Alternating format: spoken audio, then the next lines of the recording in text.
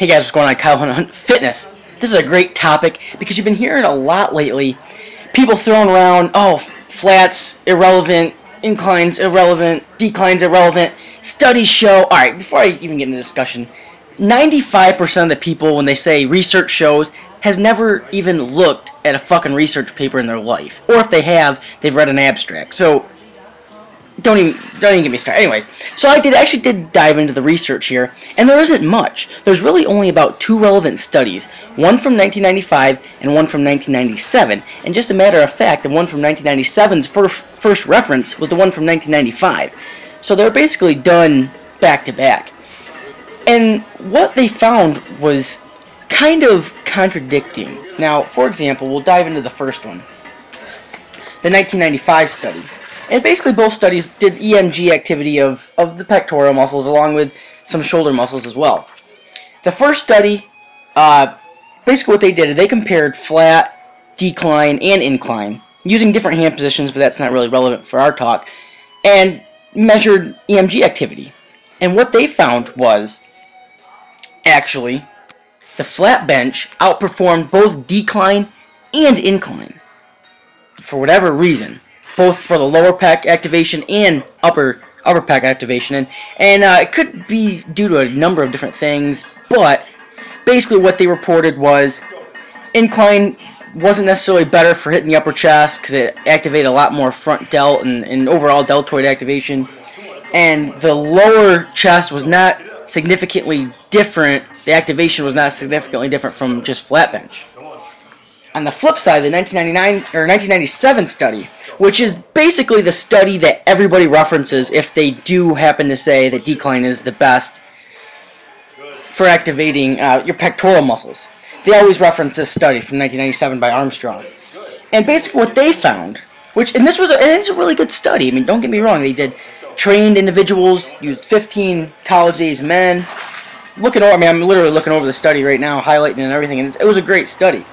However, basically what they found is they only compared decline and incline. They did not use flat bench in this study, but they compared decline and incline, and what they found was decline was significantly better at activating the lower pec muscles, which we all pretty much know, and there was no significant difference between the upper chest activation between decline and incline, and that's where people kind of draw conclusions that, well, shoot, if decline outperforms incline for upper chest activation, then decline has to be superior overall.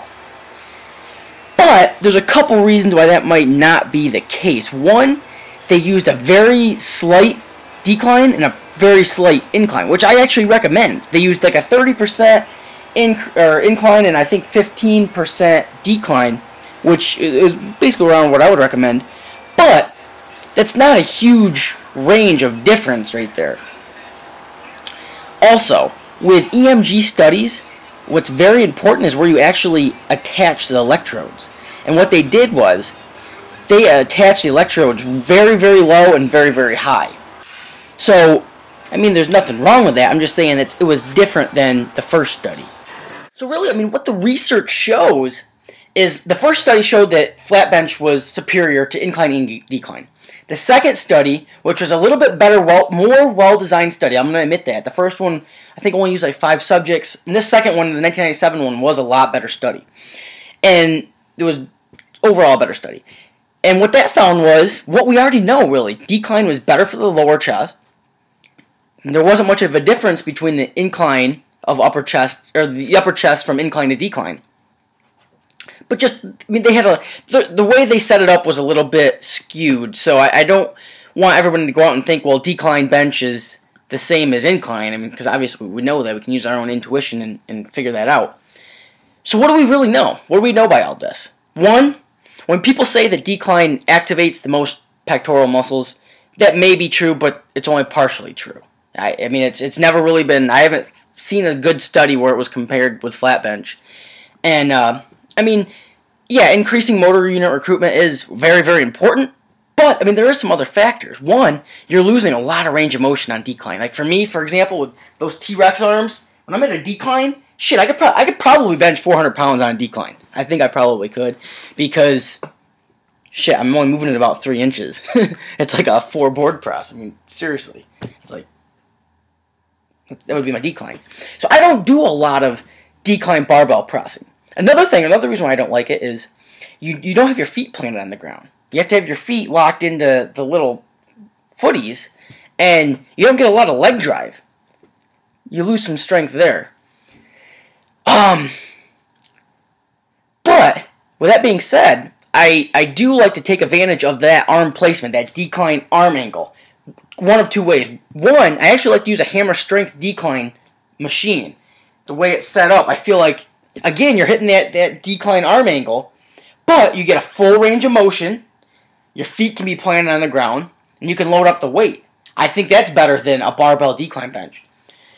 Dumbbells, I don't really like using dumbbells on a decline because you got to use one of those. Normally, they're like a little rickety piece of shit bench they have next to the dumbbells that goes to a decline. Then you got to get up there and then rock yourself back. It's a pain in the fucking ass. Like, I'm going to stay away from that. But heavy dips, again, it's the same decline angle. You can load up 3 plates, go really, really heavy.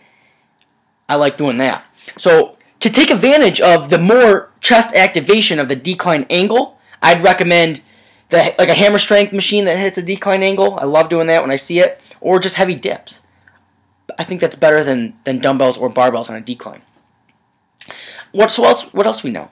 Well, I think we know that when you put a bench at an incline, it's going to activate more upper chest. It just, I mean, you can feel it. It's just that arm angle. It just does.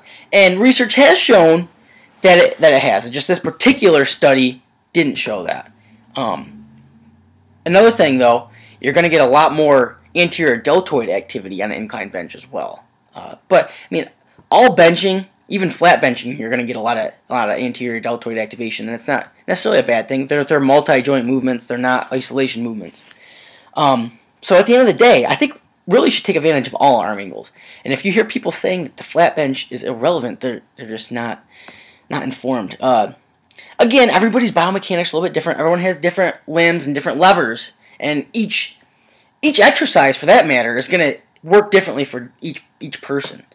But I'd learn how to bench first, and then try to take advantage of everything. Just my 2 cents. Throwing that out there, and hope you guys like it. Hope you guys can use this in your training.